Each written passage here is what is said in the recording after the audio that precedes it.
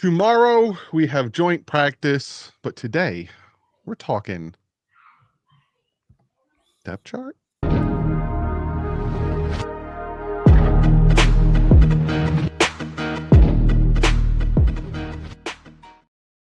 What is up, Fin fans? Welcome to another episode of the Dolphin Collective. Got my guys here, Omar Kelly, Alain, Poupart, and TD Phins Talk. Two of them are not even in the state of Florida anymore. Two of them are in Chicago. But real quick, before we jump into all that good stuff, you see the banner across the bottom. If you're going to any games this year, we got a sponsor, and that is SeatGeek. You boys made it. We're big time. We got SeatGeek as a sponsor. Very, very awesome site. I actually use it all the time, especially when I go to Mets games and I go to the Dolphins Jets game up here. Check them out. Over 28 million downloads. SeatGeek is the #1 rated ticket app. There's more than 70,000 events listed on SeatGeek, including concerts, sports, festivals, and more. Use the promo code FINS for $20 off your first tickets at SeatGeek. That's $20 off your first purchase using the code FINS. The link is in the description. Go check them out. Like I said, I use them all the time. Very good, fast, easy, reliable. Also, don't forget, if you want to become a member, hit that join button next to the subscribe button. You get all these crazy cool perks. You get your name at the end of the episode. You get the cool icons you're probably seeing right now over in the chat. Very, very cool stuff. And don't forget, we also have a podcast. Go check us out. Give us 5 stars. We love you for that. The Miami Dolphins unofficial first depth chart was released. Take this with a grain of salt because it means nothing. But we're going to look at it. We're going to break it down. There's one aspect of it that was interesting to me, but we'll get to that first. We'll start with the offense. You can see here, there's no surprise. I'll start with TD with this one. Is there anything on this depth chart that surprises you? I'm not gonna say surprised. What I will say is I expected Taj Washington to be moved up a little bit, but that didn't happen. It was just my opinion. You know, Omar hating on the man. I don't know why, but I just like what Taj Washington has been doing in camp. But you know what I will say? I like the wide receiver room altogether now. I think it's just a few weapons behind Waddle and Tyreek that you can play around with. You can get a little mix and match and continue to develop some of these guys to become a formidable number 3. That's what I'm looking for, that official number 3. They brought in OBJ trying to find it once, and somebody else. I mean, we just keep on trying. What was it, Amendola? Who was it? Claypool at one point. We just keep trying to find that solidified number 3, because when the good teams, we play the good teams, and they're bracketing Tyreek and put in Waddle, we need that guy. So I'm looking for that room to step up this year, but there's great options. So that's good stuff. Outside of that, everything looks pretty right down the middle, in my opinion. I didn't really have any issues other than maybe Madison. I thought that, he might have, he's been looking good in camp. I'll just put like that. I thought he would have moved up all the way to number 2. But outside of that, I love the mix here. Alan, what's your thoughts on this depth chart? Exactly as I would have expected. There's like really nothing that really jumps out at me. Be honest with you.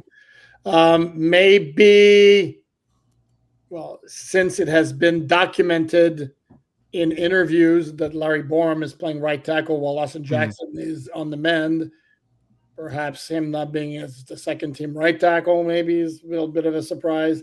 But understand this about the depth chart. Dolphins are not putting it out there like every other team in the league just because they feel like it. It's because they're required to, because they have their first preseason game. In fact, coaches hate putting up depth charts. This is probably like the first time I've ever seen the depth chart where it was pretty much accurate. And I was like, yeah, like TD said, I was surprised Eric Uzakama was above Taj Washington. That's not accurate, though. Yeah. But here's the thing, Taj Washington, and again, there's like a hierarchy of how players are viewed. Eric Uzakama has been with the team this is his 3rd year now, or 4th year. Taj Washington was a rookie just last year, and he spent the whole year on IR. So it seems like this is more like you've been here longer, we're going to put you in the rightful spot. Generally speaking, if it's not clear, like for example, Jonas Savaiinaia is a rookie and he's the first team left guard. It makes sense. I'm with TD here on the Madison over Jalen Wright because Madison clearly has outplayed Jalen Wright. It could be that Mike McDaniel's looking at this and perhaps sees things playing out differently once we move more into the preseason and the regular season arrives. So the big one to me, and we'll switch over, the big one to me is the defense. They have it listed here, and again, you could probably tell me shut up. They have it listed here as a 4-3. Are they running a 4-3 now?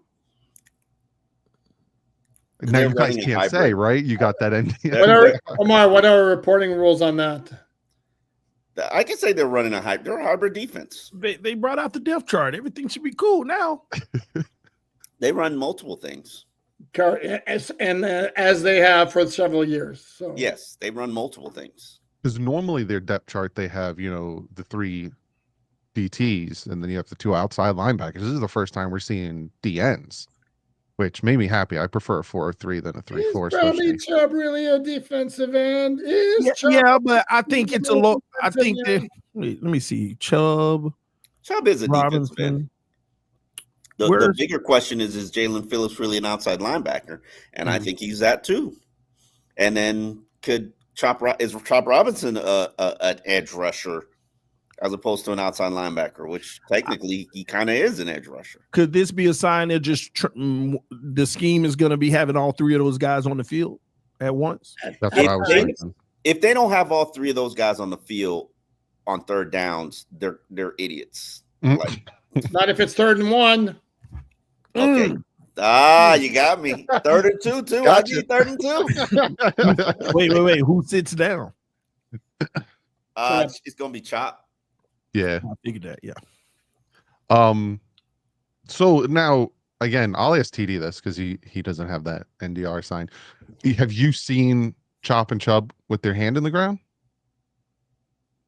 Can you say anything about that, TD, or did you sign one as well? Not that I recall. I'll say that. Not that I recall. He ain't signed nothing. Yeah, but if he wants some access later. No, I don't recall any of that, though. All right. So that's the first thing that popped out to me. Then obviously our eyes are all drawn to the secondary, and they have Storm Duck and Sheffield as the starting corners. That's pretty much it, right? They've been starting corners since OTAs. Yeah. Well, it's funny because me and Alan were talking about it on the Dolphins in that podcast, because I am now on a crusade for Dolphin fans to leave Cam Smith alone. Just leave him alone. Just let it go. It's done. It's over with. No need to talk about it. No need to keep harping on it. A 2nd round pick is flushed down the toilet. Just let it be. Okay? Because Kendall Sheffield got here as a rookie tryout, immediately jumped ahead of him. Mm-hmm. Jack Jones got here, jumped ahead of him. Cornell Armstrong got here, jumped ahead of him. Mike Hilton got here, jumped ahead of him. Like, there isn't anybody who got here and didn't jump ahead of him. Mm. And he's hurt now. I think the best chance that he has to make the team is by starting the year on IR. If I were Chris Greer, I'd probably do that because I don't want to acknowledge my mistake. But the reality is Cam Smith needs a fresh start. He needs to go somewhere else. You need a Noah Igbenogany. Yes, he needs to be the next Noah Igbenogany. It's not going to work here. And and no matter what happens, it's not going to work here. Just let him go. Either waive him or trade him. He needs to go somewhere else to have a decent NFL career. And at this point, it's about be humane about it. Mm-hmm. Wow. Yeah, no, I agree. True. It's true. Like, come on, Poupart. You've watched him. He's in pain being here. I know. I'll give you one here that kind of caught my attention. If you look at the DTs, Got 2 rookie draft picks, second team, ahead of Matt Dickerson, who to me has been probably the best non-Zack Sieler defensive lineman in camp. Absolutely. But then he's ahead of Zeke Biggers, the other rookie draft pick. So I think that this is wrong because they should have had all the nose tackles lined up together, and they don't. And there's another thing that's clearly wrong on the depth chart. It shouldn't be, because you'd assume that it's supposed to look the way that it looks, but it doesn't look the way that it's supposed. What did he just say? I have no clue. There's something here on this depth chart that looks like it's accurate, but isn't accurate. He can't say it legally. We also realize there's 12 players on defense. I think it's is that the Kenneth Grant behind Zack Sieler? No. No. It's that they're going to get flagged for too many men on the field every single time they go with that formation on first team.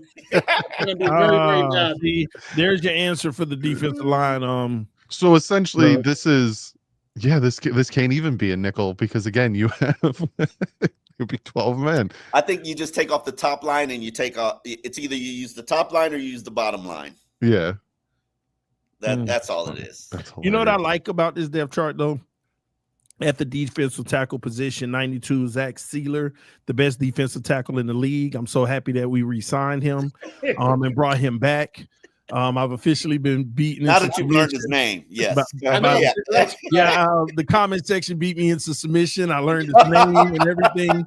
So Zack Sieler, man, I'm so happy, man. I wish they would have gave you more, man. I even talked about it. Can you bring this down so we can see each other, Doug? Real quick, we'll just look at special teams. 2 seconds. Why are we looking at special teams? Why is Jake Bailey still on the team? Yeah, it's not a 1 or 2. It's not 1, 2. It's or. Also, why is Jake Bailey still on the team? Is he doing better than Stonehouse, or like how is this? Save the million. Cut Jake Bailey. I don't understand. It doesn't. I'd have to watch special teams to actually know these things. And there's an alliance. Jason said, "My boy Stan. He's napping." Yeah, TD. I don't know. Season and the holder matters to a certain degree, and Jason Sanders may be like, "Yeah, keep Jake Bailey." And Jake Bailey is also a better directional punter than Ryan Stonehouse, and probably more consistent with the hang time. Jake Bailey need to take that pay cut then. Yeah, maybe it comes down to that. The cheddar. One's cheaper than the other. But yeah, that's the depth chart. Again, it's nothing. The depth chart before the Colts game, which if you're watching it right now, are losing 14-3 and they don't look too great. Is the one that really matters. Like before that will come out the Monday or Tuesday before the Sunday game. You guys are saying like the beginning of the week. Yeah, the depth chart isn't accurate ever, really. You know, like Poupart, do you pay attention to the depth chart? Before week 1, yeah, absolutely. All right, cool. So that's that. We got that out of the way. Now let's talk about tomorrow. Joint practice with the Chicago Bears. I guess let's talk about what we're most interested in seeing. For me, obviously, it's the biggest one, which is not playing yourself. Because is it true? And this is something I say on my channel, and you guys can tell me if I'm wrong. Yeah. There you go. Do you get used to playing your teammates like in training camp? Like, does it get to a point where you start to pick up on their stuff? So you don't know the plays. Exactly. Yep. So like, that's why these joint practices are so important, because it's like, we can finally see what we have. So to me, that's the thing I'm most interested in seeing tomorrow. I'll start with TD again. Because what are you most interested in seeing tomorrow with the joint practice? First. I'm sorry. Well, because you guys are going to be there, so that's fine. I'm playing. Go ahead. Well, I'm looking forward to a lot of things. Hearing from these guys on the right, hoping that they can confirm a lot of things tomorrow. Number one, Tua against opponents. Hey, let's have a sharp, clean practice. Against opponents, not this defense that we all suspect about in the secondary. Carve up that team over there in Chicago, because they're supposed to be a good team. They're actually supposed to be a good team as long as the quarterback. No. With the exception of, what they're dealing with at the quarterback position. We don't know what's going on, but that roster they did build over the last 2 years. It's just a matter of putting it together. But I want to see a good outing for the first team offense, actually putting some production up against them. I don't want to come back and say, oh, it was a rough day for the offense. It shouldn't be. It shouldn't be. This is year 3 or 4 of these guys together, with the exception of the O-line. Hold it down. The O-lines look good in camp, in my opinion. And I think that they need to continue that. Show us against an opponent who's hungry and trying to get at you. So outside of that, on the defensive side of the ball, and I could be wrong for this. People not going to like it, but I kind of know what our corners are. I just feel like I know what our corners are. Do you? What are they? I think they're serviceable at best. They'll be a bend but not break group. Weaver will try to generate defense to make sure people don't get in the end zone, but you can take all the underneath stuff you want, zone it up, and just make you take 20 plays to get downfield instead of 3. And hopefully you'll make a mistake, get a penalty, and get behind the sticks and punt or kick a field goal. I think that's how he's going to work it and lean on the pass rush. I also want to see Kenneth Grant go up against some opponents and get at it as well. It'll be very nice to hear his name against a foreign team in training camp. That'll be a big ups. And outside of that, it's one person who's been balling in camp, but I want to see his name be mentioned against opponents. That's Minkah Fitzpatrick. I need him because I just need him to be consistent and shine all year, because I know that they want to invest in him long term, but I want him to really have a great season and just dust off that, oh, well, his numbers declined in Pittsburgh, that whole narrative, because I believe he's still got it in him. I've seen enough in camp to know he's still that real deal. So hopefully that transforms against other opponents. Alan, what are you interested in seeing tomorrow? Pass rushers is what we're seeing at camp, a result of the backup offensive line being as shaky as we think it is, or are they completely legit? Then again, maybe the Bears' backup offensive line is shaky too, and then we still won't know. That would be nice to know. That's the one that really stands out to me. I think I'd like to see something of significance from the 2 quote-unquote power running backs, that being Ollie Gordon. No, the 2 young running backs, I should say, Ollie Gordon too, and Jalen Wright, who I'm still waiting to see something of significance this training camp. So those are my things that stand out. What's your thoughts, Omar, about tomorrow? Trench play, baby. You guys know I live my life obsessed with trenches, offensive line. I want to see some chemistry. I know I don't have lofty expectations because I know how important Austin Jackson and Alec Ingold are to the run game. We're not going to be going to the ground, but we need to see you need to see the line of scrimmage pushed. You need to see it move. We have seen it move during training camp. I don't know how much of that is because of the young players that you have on your defensive line, or how much of that is just you're changing your identity and shedding this soft finesse label. I also want to see these cornerbacks. I do, because they're not bad. And much like TD described it, there'll be a bend, don't break defense. Clearly going against Jalen Waddle and Tyreek Hill, I don't think Chicago's got that much. I don't think Chicago's got those kind of caliber level of wide receivers. So I just want to see how you handle yourself, and the schemes that Anthony Weaver plays to sort of mask your deficiencies and shortcomings. I'm curious to see how that plays out. But we have decided that Alan has told me I'm going to watch the offense because he's going to watch the defense. We have, for those who don't understand, you have to work in tandem because they work split fields, and even Mike McDaniel pointed out, he's going to not be able to see what's going on the other side of the field. So your defensive coordinator becomes a head coach, and your head coach becomes a play caller. So you can't, and it's just so irresponsible to watch both fields at the same time because you can't pay attention. You miss too much. Yeah, you miss too much. Yeah, last year my first ever training camp was the Washington Commanders one, and that was a huge mistake. I was like, "Where do I look?" Jesus. Yeah. You can't. And that's the thing. You have to train yourself to realize you cannot see everything. So you better figure out what you want to focus on, and you can sneak some looks every once in a while, but you better get your eyes back on the unit you're supposed to be watching. Yeah, that's why I'm going to 2 this year, so I can focus and then do the other one. But yeah, tomorrow's going to be interesting. Then we have the preseason. Being that we're not going to have a show before the preseason, we can kind of do a quick little preview of the first preseason game. Again, it is preseason. I'm very interested in seeing when it comes to preseason. Obviously, I want to see what these backup quarterbacks can do in live action. I want to see what the backup receivers, more Theo Weiss, I want to see what he's going to do in these situations against this team. It's for me, and I always loved preseason because we get football back, so you start to get that feeling of football's back. But it's fun seeing the guys that you necessarily aren't going to see and just trying to see the depth of it.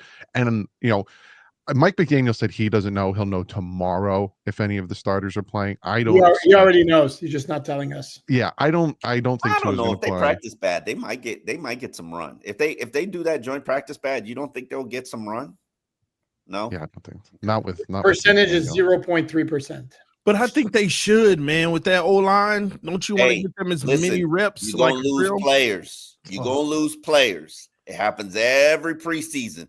Do you want a chance losing some of those players? Come on, man. You can get a good eval after joint practice. Do we realize how handicapped we are as a team? Every team is like that. Yeah, but every team ain't sitting there starters. The Chargers just lost their starting left tackle. You know what happens if you lose your starting left tackle? Every team. A lot of teams rest their starters in preseason. Yeah, especially the first one. Think about losing Patrick Paul. You think you're gonna you're gonna be begging Teron Armstead to come out of retirement. You lose Patrick Paul. Like you can't do it anymore. It's too small. Yeah, he got lean. He can only play like tight end now. No, he can put it back on anyway. Well, and to TD's point, because the Bengals and the Eagles are playing right now. Joe Burrow did play, went 6 for 7, 71 yards and a touchdown, but 6 for 7, 71 yards and a touchdown. Yeah. Damn. But no he's elite. No shot. He's elite. Oh, well, Omar ain't used to that word. Okay. But Jalen Hurts did not play. So Jalen Hurts wasn't out there, and I don't think Lamar Jackson played either. I'll tell you right now. Super Bowl champs, MVPs, stuff like that. They usually don't. So then why is Joe Burrow playing? Joe Burrow went to a Super Bowl. So why is he playing? Because he ain't win it. How about that? That's why. Yeah, that's why I won't call him. Cooper Rush played. Lamar did not play. So I don't think Tua is going to play, in all honesty. It just, to me, there's no point. He'll probably play the second game like he did last year. Last year he came in second preseason game, went 5 for 5, marching down the field, scored a touchdown. He was done for the day. The offensive line, though, I probably expect them to play more than not. Same thing with the pass rushers, but you won't see Sieler out there. You won't see Chubb. You won't see Phillips. You won't see any of them. You think James Daniels is playing in the first preseason game? No. You think Aaron Brewer's playing in the first preseason game? Not if because they're not healthy. But I think Patrick. If that's the case, then Patrick Paul or Jonah don't need to play. I don't know if I play. Yeah, they need the reps. I don't know if I play Patrick Paul because I cannot chance losing him. Like, Rashawn Slater, sorry that happened to you, and congratulations on getting your contract before you suffer that tragic injury. A day before, like a couple days before. Yeah, but Patrick Paul, in my mind, is the most irreplaceable player on this team. Yeah, like, I agree. And I'm including, I'm including Tua Tagovailoa because we've seen we can win games without Tua. Now it's not pretty, it's not good, but it can happen. You lose Patrick Paul, season done, over. Like what? That's crazy, man. That's crazy. Now you're the one who's Micah Fitzpatrick. There isn't one on your roster right now. Fitzpatrick is more invaluable than Patrick Paul. Zack, I think I can get by. You got nothing from your safeties last year, and you won 9 games. I think I can get by without Minka. I can. I can't do nothing without Patrick Paul. Nothing, and I can't play the quarterback. I don't buy that for a millisecond. Minka Fitzpatrick, to me, Zack Sieler are more important. They're more important than those two guys. Yeah. Good luck stopping their run. I think you won games without Zack Sieler last year. Not to say that he's not important. I hate to break it to you. They did not only they did not win games without Zack Sieler, they had probably their two worst defensive performances, which was against Arizona and against Buffalo. The two games after Tua came back that they both could have won. Okay. Oh, that's when he got poked in the eye. That's right.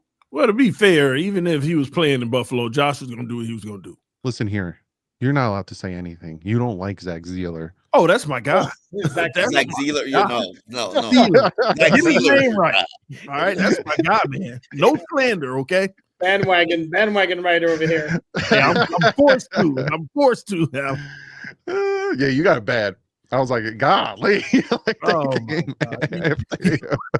yeah, I was like, yeah. No. You can't you gotta know Zack. You can't be talking bad about Zack like that. Hey, hold on. What did I say bad about Zack? Oh, I just said if I was the Dolphins, I wouldn't have paid him. That's it. He's my guy. I like Zack. Ryan Fitzpatrick was on with the dive bar guys, which I'm not. No offense. A lot of things going on. I don't watch all of everybody's podcasts, but he said something, was talking about it. Not only did he say that Zack is probably the second best athlete in his family, giving credit to Hannah, but he also talked about how valuable it is when a guy like Zack signs a good deal, because you, at the same point I make, the players talk about this stuff. They talk about the stuff, and you cannot preach what you're preaching, talk what you're talking, install what you're installing, change culture the way you're trying to change culture, and then not take care of Zack. It's just, it don't work like that. Yeah, I agree. Chris Greer usually believes, though, he's earned his right to enter free agency and get paid. That's how that's when we're dealing with. That's when they're gone. I've had a take on Zack, and y'all tell me if I'm wrong. I want y'all to really think about this. Man, you're wrong. I'm probably gonna you're wrong. But Zack, the 4 years Christian was here, Zack Sieler was better than him. Yes. Yeah. Not every year, but the 4 years combined, you put it together, Zack was a better player. Yeah, like now that all Christian, 4 of those years, Christian didn't put on until year 3. Yeah, and now that Christian's not here and Sieler still got double-digit sacks, you see who was benefiting from who. I used to watch the D-line practice, and their position coach, Austin Clark. He used to tell Christian, you need to be like Zack. You need to do it like Zack. And I'd be watching it like, hey, this guy's the first round pick. This guy's the undrafted guy. But Zack gave Austin Clark a lot of credit. And Matt Dickerson did today too. They all do. Yeah. Matt Dickerson did today too, because Zack said he didn't have the fundamentals and technique and teaching you what to look for when he was at his Ferris State. And he learned that stuff from Austin, because Austin came from the college level. And he's like, Austin just taught me the fundamentals of the game, all the things that I did not have and did not know. And especially during that COVID year where there wasn't a lot of in-person coaching and teaching, Austin just did tutorials about these are the fundamentals of the position. And it really taught him how to play the game, and it just clicked. I forgot that was like Sieler's first full year with the Dolphins was the COVID year, which is crazy and that's probably why he doesn't have, again, age is a different thing, but he doesn't have that much wear on the tires, because UDFA comes in. Well, he was a UDFA, or was he a late round? No, he was a 7th round draft pick of the Ravens.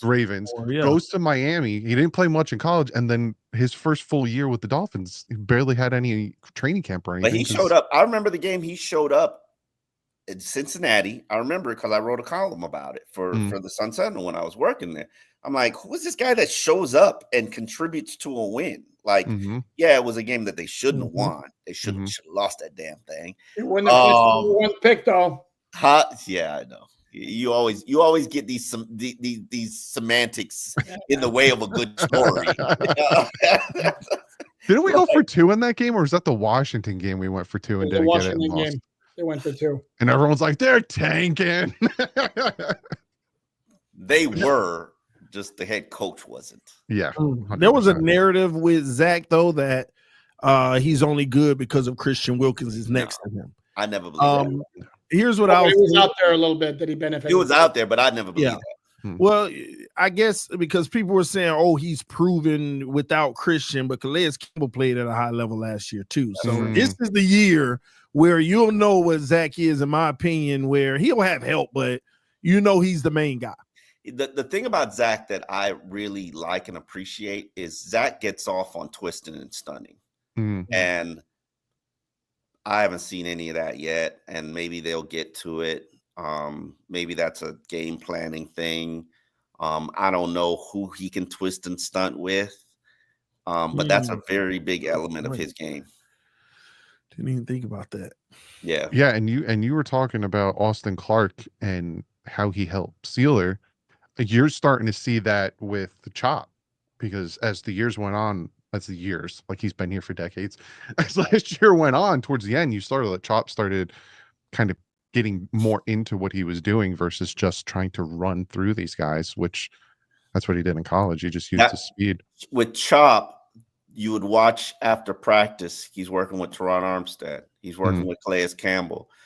The veterans, the leaders of that team, they really put in a lot of work with Chop to get him to the point where he was starting to produce. And to their credit, like they never gave up on him, and they still highly believe in him, that the ability that he has we still haven't tapped it yet.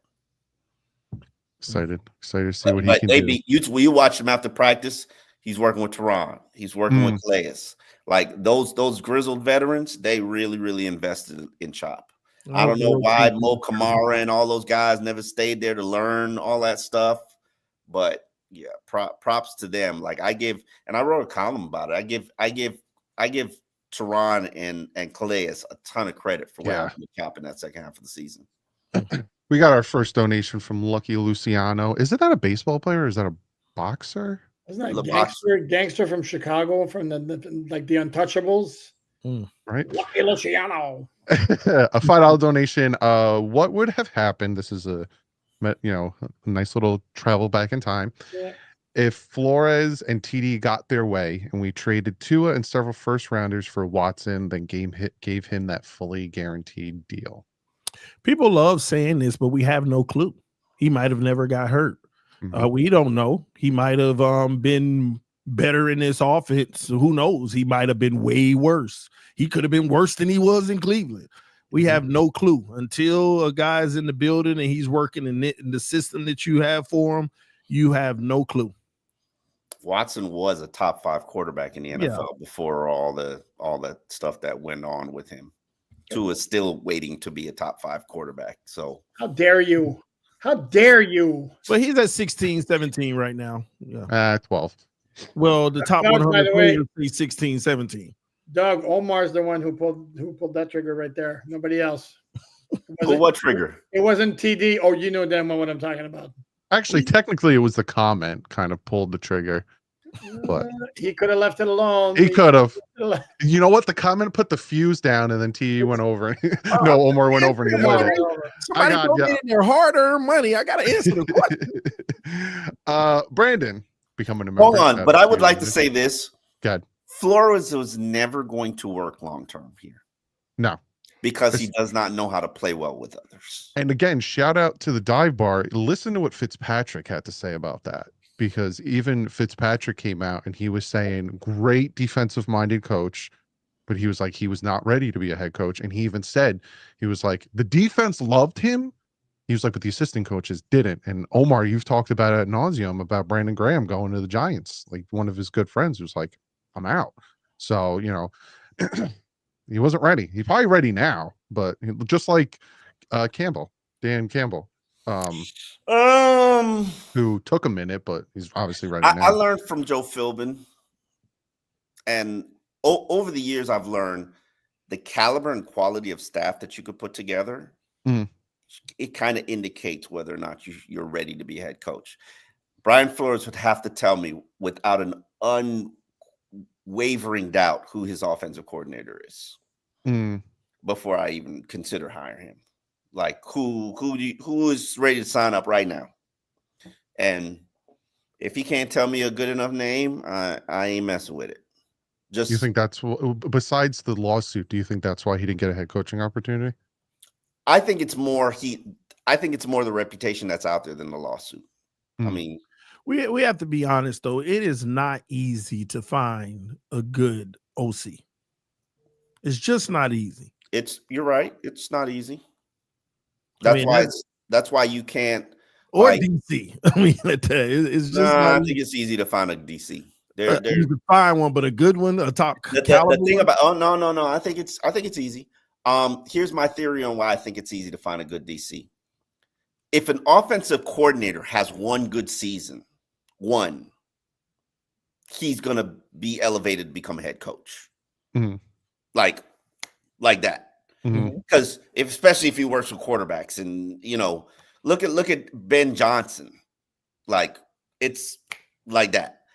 A defensive coordinator probably has to put together maybe 5 good seasons to even get a chance. Then Luanarumo.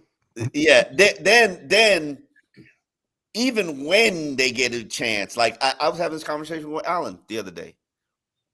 I would hire, and this is a conversation I can have with you gentlemen and the Dolphins Collective. Tell me what lie Vic Fangio told about the Dolphins. None. Name where he was wrong about the Dolphins. Yeah, there wasn't one. And would he be arguably the best defensive coordinator in the NFL right now? Yeah. Spagnola, him and Spags are probably 1 and 2, depending on which one you want to. So why wouldn't he get another opportunity to become a head coach? Well, first off, he doesn't want to be. No, you don't know that. No, I would disagree with you because he thinks he got a raw deal with the COVID years. Well, I'm saying right now at this stage, he doesn't want to be anymore. I would disagree with you. I spoke to him at the Super Bowl. I was there. I interviewed him and I asked him. And he was like, I'll never be a head coach again. I don't want to do that again. He was adamant. He really said that? Yeah. As a matter of fact, I have it on film. I got it on camera. Man, listen. He does not want to be a head coach anymore because we asked you like, oh no, I'll never be a head coach again. I'm okay. I think he knows he'll never be a head coach because of his reputation. But I think, and maybe you disagree. I'm curious if you agree or disagree. I think if he was given the opportunity, he would definitely jump at it. Maybe but he'll probably never want to go through the interview process just because he knows what time it is. And he might just say, yeah, you know what my resume is. Yeah. But if I'm I know Louis Riddick is a big fan. If Louis Riddick gets a job and says, you're my guy, I promise you he's gonna take the job. But does he want to? Does he need to jump through hoops to be a head coach anymore? He makes a lot of money as a defensive coordinator. Doesn't have all the responsibility and pressure, and I also have a question about whether or not he could put together a staff anymore. He seems so settled though. Like I'm good. I'm coasting. Well, he loves being in Philly, which is he seems yes. And you could say that's the same thing for Steve Spagnuolo. He's winning Super Bowls, and he's just like Omar said, he doesn't have to have the whole headache of being the head coach. He just focuses on his job as a defensive coordinator, wins rings, and gets paid. Because Spagnuolo had opportunities to be a new head coach, and I'm surprised he didn't take any of them. Bill Jones with the tenor says, "Hey Dougley, next time you take the Browns to the Super Bowl, watch out for any soft tissue injuries." Keep an eye out for those, Phil. Thank you for that. Yeah. Brandon with a $50 donation, throwing the money.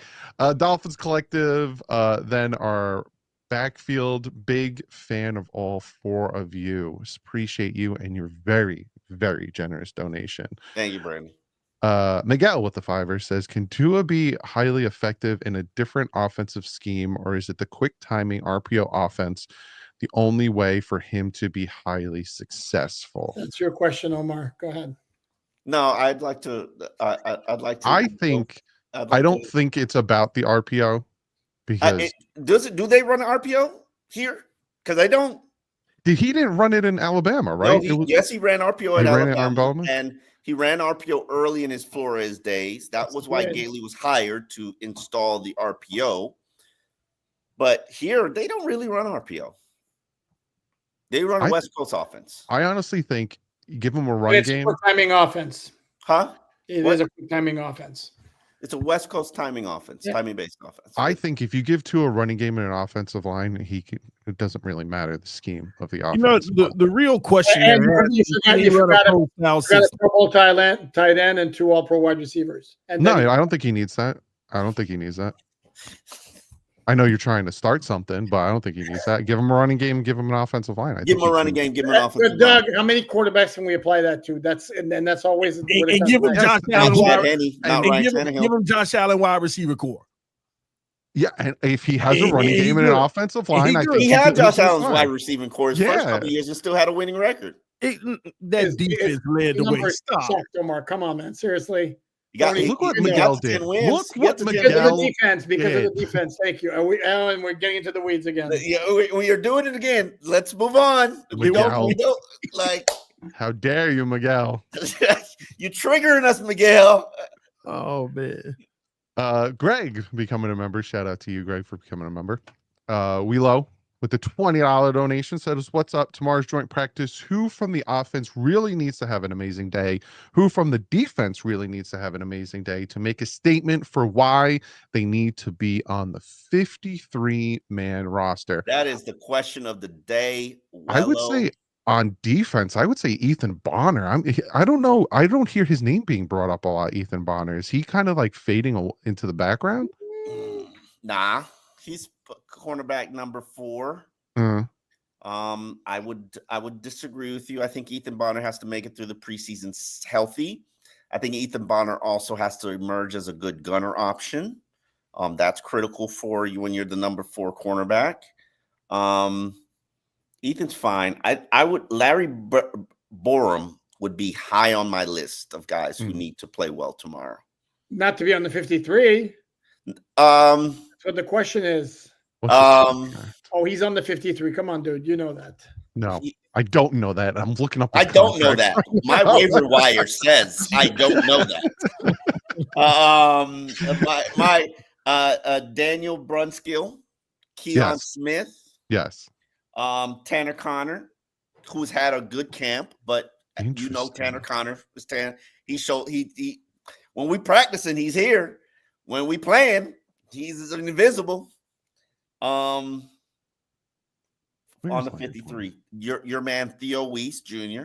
Because I like him. I'm not putting him on my 53. Not right now. He's on my practice squad. Does he make it to our practice squad if we wave him? And man, stop worrying about people waving people. Like nobody wants your Dolphins. Nobody wants your Dolphins. Wow. No, nobody wants your Dolphins. Yeah, no. Laird Borum's making the roster. There's no savings in cutting him. So yeah, Laird Borum's making the roster. $2.5 million. Somebody might take that $2.5 million off your hands. You trade him. That's another thing. You could save money. You trade him. Grayson Murphy, another one. Oh, yeah. Oh, what about Derek McClendon? Yes. I don't think he has a shot to make the 53, but that boy is hustling. Okay? He's hustling. Matt Dickerson, I don't think he's safe. He should be safe, but I don't think he's safe. You got all those draft picks. You know Chris Greer is going to keep draft picks ahead of. And Dickerson makes a team before Biggers. Yeah, he has to. You can't cut a nose tackle. You can't cut a nose tackle. He didn't play. Biggers is going to get claimed. He didn't play strictly nose tackle. Look at the dude. He's a nose tackle. He is a nose tackle.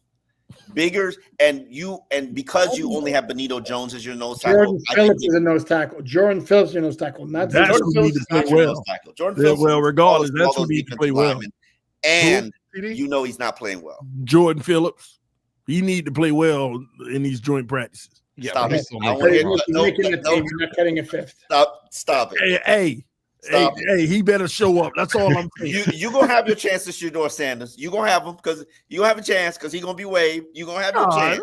I don't even know why you believe that, Omar. You ain't paying attention, but that's another conversation. Hey, if he balls out, I hope he does ball out because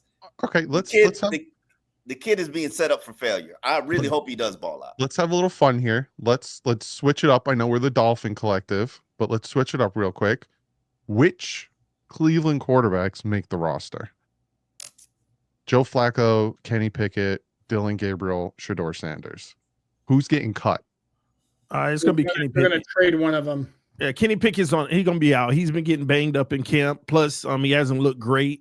Flacco's a veteran, want to still prove he has something. They're going to lean on him.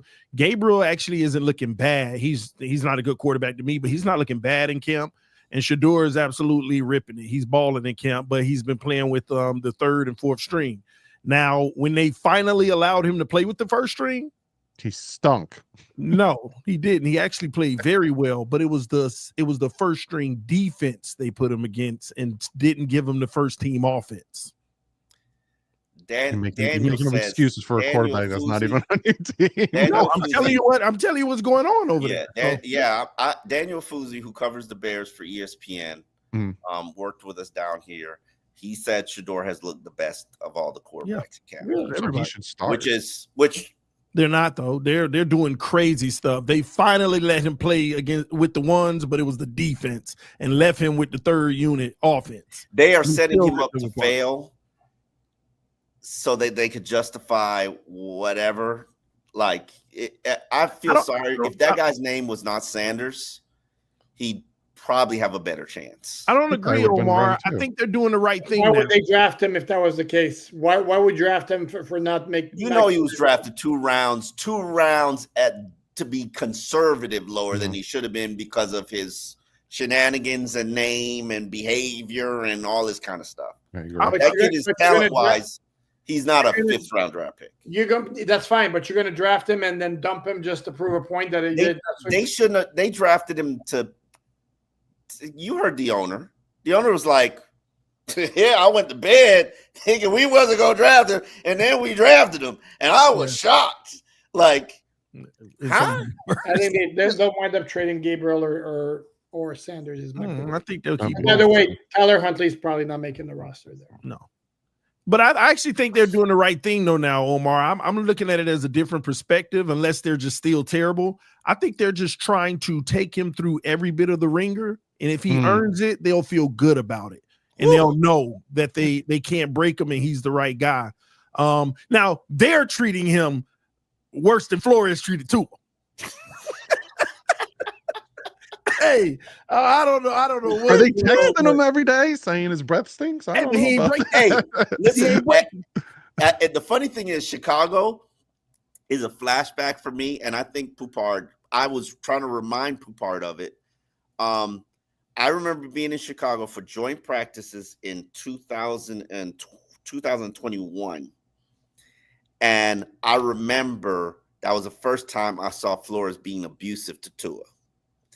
And Tua was having a practice, and Flores laid it into him. I couldn't hear what was being said, but I saw it, and you saw Tua's demeanor like shrink. And I was just like, "Ooh, what is this?" And that was the one. I can't tell you anything else that happened in that joint practice, but I remember that. And I remember exactly where they were on the field when I saw it, and I was just like Flores. It was animated and it was vicious, and you saw Tua immediately shrink into like this kid that had been scolded, and I was like, "Oh, that's interesting." They should have never drafted him. I'm telling you, Miami should have never drafted him. Flores didn't want him. He did not. He did not. That's so messed up. But if Flores didn't want him, he should have told Greer he didn't want him, because Greer would have never drafted him. Yeah. It just never made any sense to me. But I'm glad we got him. Now we got us a quarterback, baby. Let's go. We got us a quarterback now. That's all that matters. The pass. We need to clip that. We need to clip me and Omar's face at TD right now. and then when he hears how he performs at the joint practice or sees like him in the exhibition season, TD gonna be the first one. We need us a new quarterback. Quinn Ewers need to be in the starting role. I don't know what this organization is doing. Starting today. I have always gone how Tua goes. He played well. I love on him and give him his credit. He don't play well. Hey, I just call it how it is. So listen, hey, let's shout out Flores. We got our guy. We got a guy. Shout out to Gary for becoming a member. We appreciate you, bud. G Firm with a $5 says TD is the kindest, warmest, bravest, most selfless human being I've ever known. Look at that. Oh. G Firm, they don't know. Pay your relative to come on here and write this nice stuff. Nah, that was my burner. That's why it was only $5 because it was TD. He's like, I actually need that back, fellas. Greg with the $5 says, could Chop Robinson really be a DPOY candidate? I say his get off is comparative to Cameron Wake. We gotta stop. I need to see him play a little more. Yeah, I would say like maybe a little bit. Simmer down a little bit. Simmer. Is he better than Jalen Phillips, Poupart? The get off? No, the player. Just in general. Oh, I think Jalen's more well-rounded. I love me some Jalen. No, but the question is, can he be a defensive player of the year candidate? Not in 2025. I mean, no, not yet. I think what we have to do is take a step back and look at the NFL and kind of see all the defensive. So it's like there's a lot. Could he be a 10-sack guy? Yeah, he could be a 10-sack guy this year.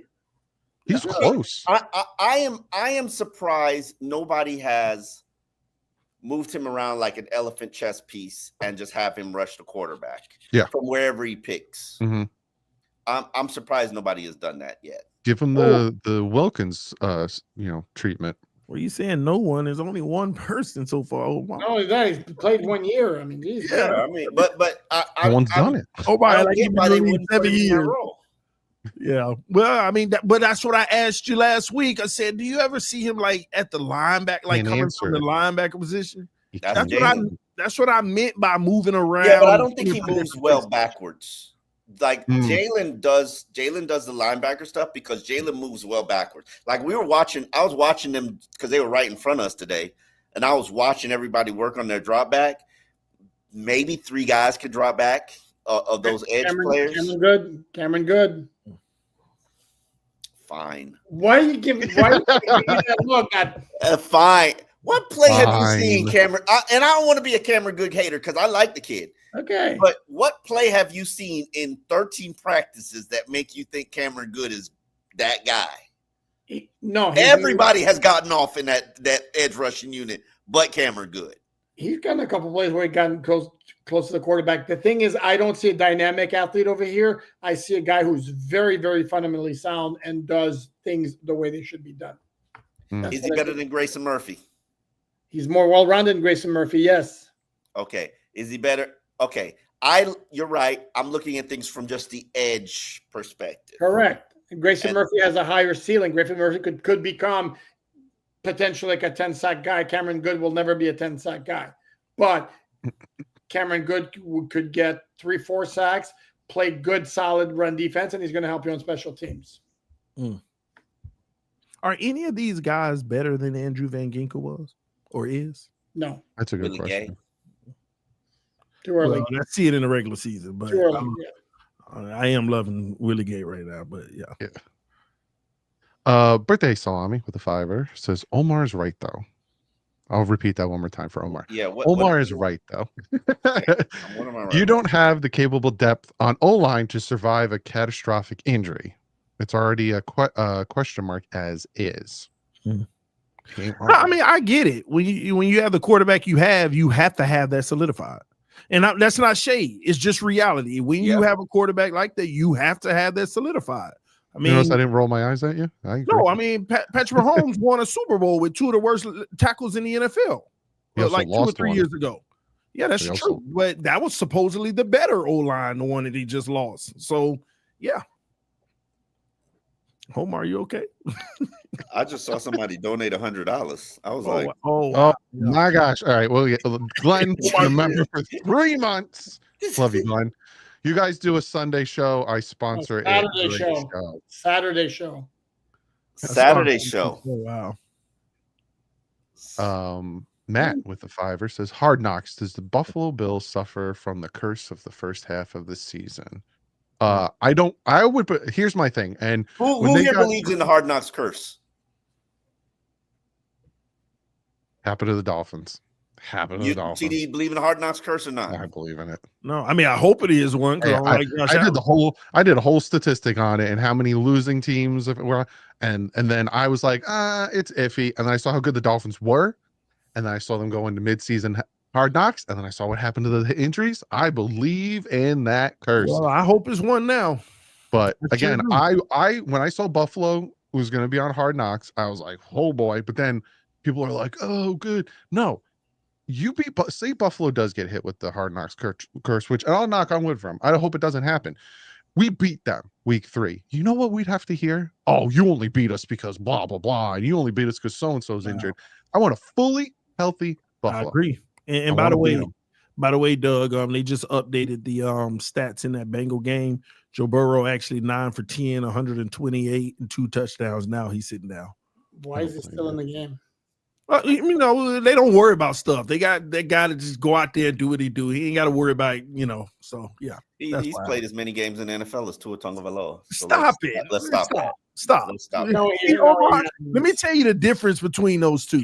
One of them, it's happened 4 out of 5 seasons and multiple times in a few of them. The other one, when he went out, he kind of like just lost that whole season almost. So it's not the same injury history, okay, that people love to compare. He's actually been there for his team. It's just when he got hurt, it was a longer period.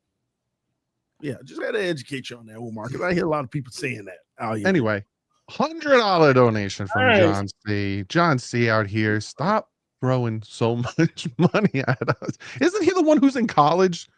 He was throwing all this money at us. Who's going to return kickoffs and punts this year for us? New kickoff rules. We love you, John. This more than you'll ever know. More than you'll ever know. Make this more important this year. The depth chart shows that it's Malik, and then on punt return it's Hill and Waddle. And then on kick return, the 3rd and 4th string, you could tell. This is why you can't take a depth chart seriously, because like the 3rd and 4th string on kick return is like Madison and D. Eskridge, and then Jalen Wright, I think, is one of them. Madison is there. D. Eskridge is there. Like if I'm Taj Washington needs to be like I'd have the Washingtons. I would like kicks. I would like Taj Washington returning kicks. Gotta make the roster first. I don't think which is true, but you make the roster. Him or Tyree, when are we gonna actually put a real weapon back there? Well, the Dolphins have done it when they needed to, because I remember last season there was a few times where they Hill was back there on a punt. I think Hill went back there in the Jets game. He did. Mm-hmm. Yeah, and I was like, "What you doing, Tyreek?" But everybody's like, Tyreek is not trying. Tyreek quit on the team. Blah blah blah blah blah. Tyreek anyway. See. Well, no, I'm just a Tyreek defender in this whole thing, but whatever. Ethan with a $7 Canadian. I was going to say something Canadian, and then my brain just shut off, so then I didn't say anything. It's probably a good thing. Yeah, Thank you in Canadian. Thank you in Canadian, Poupart.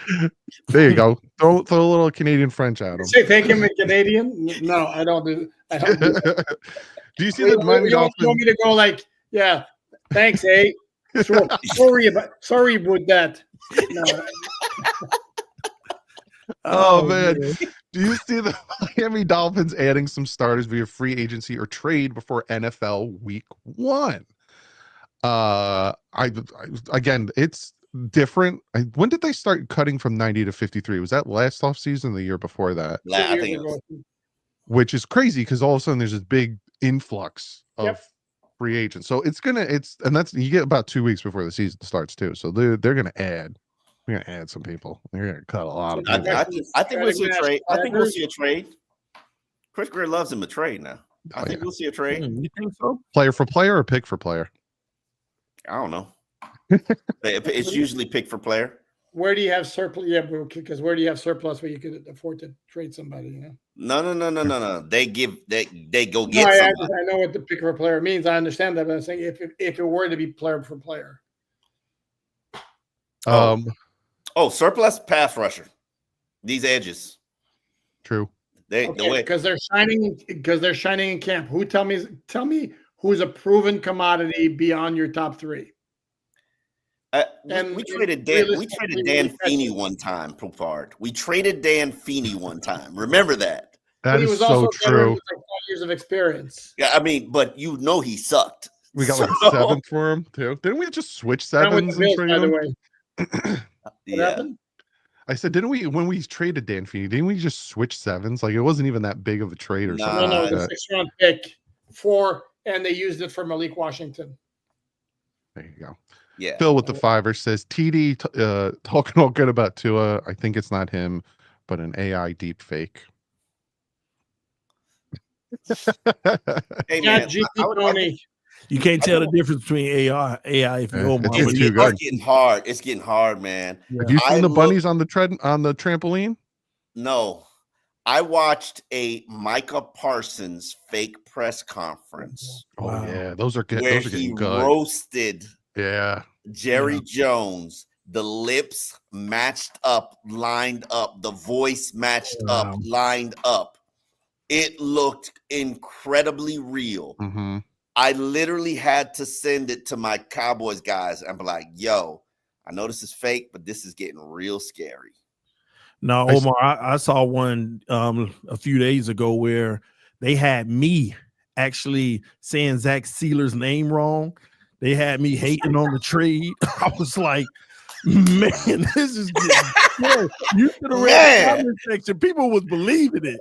Like, it's getting out of control. I know. Man. They got you out here saying crazy stuff. I'm here, y'all. I'm here. This is the real me. How can anyone hate TD? Like, seriously, it ain't that hard. You're so quick with them, dude. You're so quick. Man, AI. Greg with the tour says Doug has Patriots toilet paper. I do. I have Patriots toilet paper. Oh, wow. And whenever we beat them, I take it out and I say, here, you guys can wipe your tears. Somebody a while ago sent me Patriots toilet paper, and then TD has the Josh Allen trash can. So looks like the Houston Oilers, actually, the colors. It's that bum. It's that bum. There you go. Might be the lighting. Oh, that's too funny. You made my head hurt, T, from laughing so hard at that. Oh. Brian with the tenor says, you all are the best Dolphins podcast because of the different perspectives. I love you all. Hi, Poop. Best Expo player in history. Who's your favorite Expo player? Vladimir Guerrero. Omar with the Expo knowledge. Hey, let me tell you a story. Like Guerrero was an absolute I stopped going to college my sophomore season to do an internship with the Palm Beach Post, and they had me covering the Expos and all those other teams in spring training over there. That was Vladimir Guerrero's rookie season. I'm not a baseball aficionado, but holy crap. Holy crap. Yeah. He was a 5-tool player. He was amazing. Yep. I'm very, very impressed that you pulled that name out. Yeah. There you go. But that's all we got for today. I like Tim Raines. Another good one, TD. I thought he was the best. We will be back Monday. I just looked that up, Omar. We will. You ain't gotta tell the people. I just looked it up like, yeah, I disagree. I would have said Gary Carter. Don't forget that one, Alain. No. See, now you fool me once. Fame on you. Oh my God! Yeah, you're gonna fool me again. I do want to say before we end, one, I do enjoy this podcast thoroughly because you guys make me laugh. I think that's why a lot of people enjoy watching it. And it's phenomenal across the board. And CD, I know you get a hard time by the fan base. It's kind of because you always trolling, but you keep things light, and you do make me think. You do make me think. And y'all always know me and Poop. We got a weird bond and chemistry. We'll be watching practice tomorrow, and he's on my podcast today. And we're talking about Dolphins in depth, and we're talking about some of the camp battles. And then tomorrow we will be recapping practice on his podcast. Go check it out. Yeah. Hey, Dolphins Daily. And if I could say something as well, hold on. I can say something as well. I hope it wasn't too obvious, but a couple of times folks may have caught me doing this. I apologize. Had a very long day. Unlike Omar and the other beat writers who flew on Wednesday, I flew Thursday morning. Been a long day. Went straight from the airport to practice. I'm a complete zombie, but didn't make any sense the entire show. Then again, what else is new? But I apologize if you caught me doing that. You're good, Alain. You don't sleep at practice like Omar. You good? But I did want to say this too to everybody watching. I just like to have a good time. Yeah. I like to enjoy my. I may make light of things, but I am a real Dolphin fan, and I've been through too much misery to continue to just somber all day. So I make jokes, I make laughter, I joke about Tua, I joke about this and that. I'm just having fun, and I know a lot of y'all getting your feelings about it. It ain't that serious. It really ain't. Keys on my mind with the last donation wants to know when Poupart. What will it take for Alain Poupart to become a Dolphins fan? He's covered the team longer than you're like the eldest statesman on covering the team, right? I am, but I'm not a fan. I'm a journalist. You want to know? Oh, I disagree with you. Here's my theory on why you're a fan. The better they do. Tell me how I feel. Go ahead. The better they do, the more money you make. It was about to be my answer. You want to know how I'll become a real Dolphin fans? If they win and they produce enough interest that my website completely blows up, the podcast completely blows up, and I can retire in luxury, then I will be the biggest Dolphin fan you know.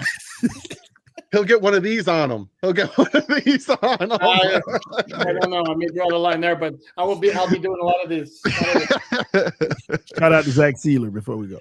Oh man, but Zack Sieler or Zack Zealer? I said S. I try to roll it, Omar. Zack Sieler. So just to make sure people know. Hey, I'm not the person to be making fun of people saying names.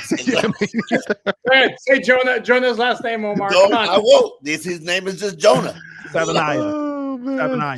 We will see you guys on Monday at 7:30. We will recap the preseason game, talk about the good, the bad, the ugly. Hopefully there's no ugly or bad. But go check out Omar Kelly, Miami Herald. Also check out Alain Poupart on Miami Dolphins on SI. Also go check out their podcasts. Like they said, they're going to be intermingling back and forth. Check out TD Phins Talk, youtube.com/TD Phins Talk, and myself, youtube.com/DouglieDoWrong.